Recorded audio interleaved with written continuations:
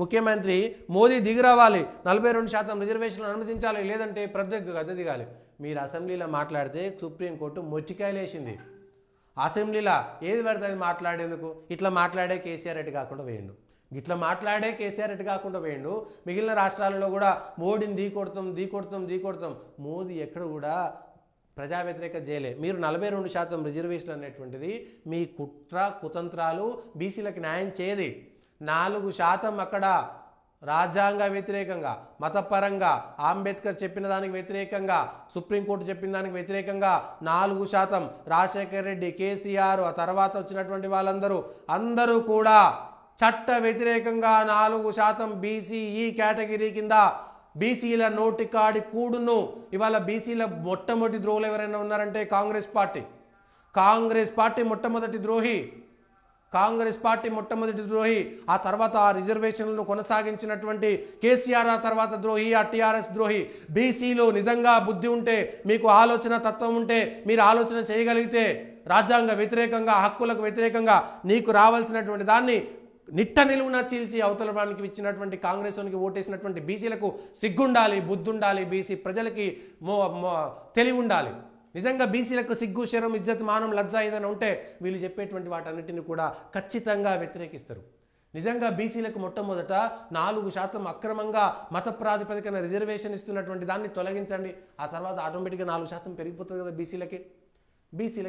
మేము బీసీలం ఈడబ్ల్యూఎస్ మాత్రమే వ్యతిరేకిస్తాం. అరే నాయన, సుప్రీంకోర్టు చెప్పింది నాయన, ఆల్రెడీ ఈడబ్ల్యూఎస్ అమల్లోకి వచ్చింది. సుప్రీంకోర్టు చెప్తే వచ్చింది. బీసీల సంఘాల నాయకులు కేవలం రాజకీయ నాయకులకు అడుగులొత్తి మీ రాజకీయ పబ్బాలను గడుపుకుంటోలే. ఒక పార్టీ కావచ్చు, ఇంకొక పార్టీ లక్షలు కోట్లు సంపాదించుకోవడానికి మాత్రం చిత్తశుద్ధి ఏమాత్రం లేదనేటువంటి విషయాన్ని గమనించాల్సినటువంటి అవసరం ఉంది. ముస్లింలు పేదోళ్ళు లేరా? వాళ్ళకి ఇంకో చట్టం తీసుకురండి, ఇంకో రకంగా రాజ్యాంగంలో తీసుకురండి. కానీ బీసీలది మాది ఇవ్వడానికి మీరెవరు భయ్? మీకు దమ్ముందా? నువ్వు బీసీని ముఖ్యమంత్రి ఇచ్చుకోలేవు, ఇప్పటిదాకా బీసీలకు మంత్రి పదవులు ఇచ్చుకోలేకపోయినావు, బీసీలకు పార్టీల పదవులు ఇవ్వలేని వాళ్ళు వీళ్ళేమో 42% రిజర్వేషన్ తీసుకొస్తారట. నువ్వు చట్ట వ్యతిరేకంగా, రాజ్యాంగ వ్యతిరేకంగా చట్టాలను అమలు చేయాలంటే ఎక్కడికి వెళ్తుంది? కేసీఆర్ కూడా ఇదే తీర్మానం చేసిండు అసెంబ్లీలో. తీర్మానం అసెంబ్లీలో చేసి గిరిజనులకి అన్యాయం చేసిండు. 5 ఏళ్ల పాటు గిరిజనులకు అన్యాయం చేసిండు. ఆ విషయాలను మనం గమనించకూడదా? ప్రజలారా, ఇవన్నీ డ్రామాలు. రాజ్యాంగబద్ధంగా సాధ్యం కానిది, రాష్ట్ర ప్రభుత్వం చేతిలో లేనిది, అలివిగానటువంటి హామీలు ఇచ్చి ఇవాళ బీసీల నోట్లో మట్టి కొడుతున్నటువంటి కాంగ్రెస్ని మొట్టమొదట ఈ పక్కన ఉన్నటువంటి బీసీలకు ఎవరికైనా సిగ్గు, శరం, ఇజ్జత్, మానం ఏదైనా ఉంటే మీరు మొట్టమొదట ప్రశ్నించాల్సింది కాంగ్రెస్ని.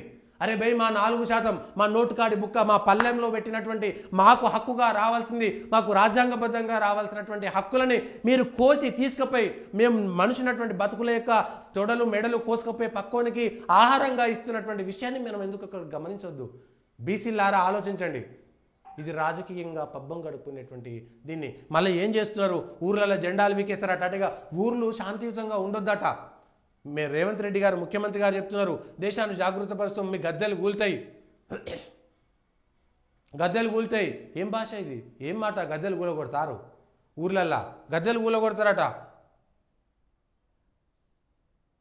దేశమంతా ఆగ్రహజ్వాలలకు బీజేపీ మసైదట. ఏం ఆగ్రహజ్వాలలు అయితే? వరుసగా 3 సార్లు అవుతుంటే ఆగ్రహజ్వాలల్లో మీరు మీ నాయకులు గెలవలేకపోతున్నారు. వరుసగా 3 సార్లలో 3 రాష్ట్రాలకు పరిమితమయ్యారు. మీరు 3 రాష్ట్రాలకు పరిమితమైనటువంటి కాంగ్రెస్ ప్రజలకు ఆలోచన శక్తి లేదనుకుంటున్నారా? ఇక్కడ కూడా కేసీఆర్ మీద వ్యతిరేకతతోటి ఆల్టర్నేట్ లేక బీజేపీ చేసుకున్నటువంటి తప్పిదాలకు మాత్రమే కాంగ్రెస్ గెలిచిందనేటువంటి విషయాన్ని గుర్తు చేసుకోవాలి. కేసీఆర్ ఇది ముఖ్యమంత్రి గారు స్వయంగా ఒప్పుకున్నాడు. ఈ టర్మ్ మేము కేసీఆర్ మీద కోపంతో గెలిచినాం, నెక్స్ట్ మేము చేసేటువంటి సేవల ద్వారా గుర్తింపు తెచ్చుకొని గెలుస్తామన్నారు. అంటే రేవంత్ రెడ్డి గారు కూడా అడ్మిట్ చేసి ఈ మాటని కేవలం కేసీఆర్ కుటుంబం మీద ఉన్నటువంటి విపరీతమైనటువంటి కోపంతో మాత్రమే ప్రత్యామ్నాయం దిక్కులేక కాంగ్రెస్కు ఓటేశారు అనేటువంటి విషయాన్ని ప్రజలు గమనిస్తున్నారు. ఈ విషయాలలో నువ్వు రెచ్చగొట్టి ఆగ్రహజాలలు, జెండాలు, గద్దెలు కూలగొడతామంటే అందరు మిగిలిన వాళ్ళు వట్టి ఉన్నారా? అంటే ముఖ్యమంత్రే శాంతి భద్రతలను పరిరక్షించాల్సినటువంటి వ్యక్తి నువ్వు గద్దెలు కూలగొడతా అంటే ఏమన్నట్టు? అంటే నువ్వు ఇష్టానుసారంగా సేమ్ వక్ఫ్ బోర్డు ఎట్లయితే చేసిరో సేమ్ వీళ్ళకు 4% అట్లనే ఇచ్చిరు. ప్రజలారా అర్థం చేసుకోండి. బీసీలు అయినటువంటి వాళ్లకు, చదువుకున్నటువంటి బీసీలు ఒకసారి అర్థం చేసుకోవాల్సినటువంటి మొట్టమొదటి 4% తీసేయండి. మాకు రావాల్సినటువంటిది వస్తుంది కదా, మాకు రావాల్సింది వస్తుంది కదా బీసీలకు. ముఖ్యమంత్రిని మార్చి బీసీకి ఇవ్వండి. మస్తు మీ 42% రిజర్వేషన్లు ఇచ్చినట్టే. వరుసగా ఎన్నిసార్లు మేము కాంగ్రెస్ అధికారంలోకి వచ్చినా తెలంగాణలో బీసీ అధికారం ఇస్తాం, లేకపోతే ఎస్సీ ఎస్టీలకు మాత్రమే ముఖ్యమంత్రి ఇస్తామని చెప్పండి. దమ్ముందా? మీరు ఇచ్చేటువంటి చేత కాదు, మీ మంత్రివర్గంలో ఇవ్వడానికి చేత కాదు, మీకు సంబంధించినటువంటి నామినేటెడ్ పోస్టులు ఇవ్వడానికి చేత కాదు. కానీ రెచ్చగొడతాం, జెండాలు గూడగొడతాం, గద్దెలు బగలగొడతాం.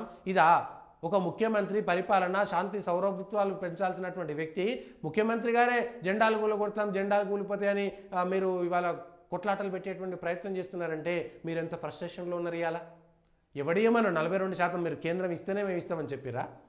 తెలియదు. ఆ రోజు మీరు హామీ ఇచ్చిన రోజు దేశాన్ని 50-60 సంవత్సరాలు పరిపాలించినటువంటి పార్టీ కదా, ఆలోచన చేయాలి కదా. ఆలోచన చేయకుండా ఇష్టానుసారంగా చేస్తారా? ఇదేమిటి? ఇదెక్కడి వ్యవహారం? ఇదెక్కడి పద్ధతి? ఇదేమిటి?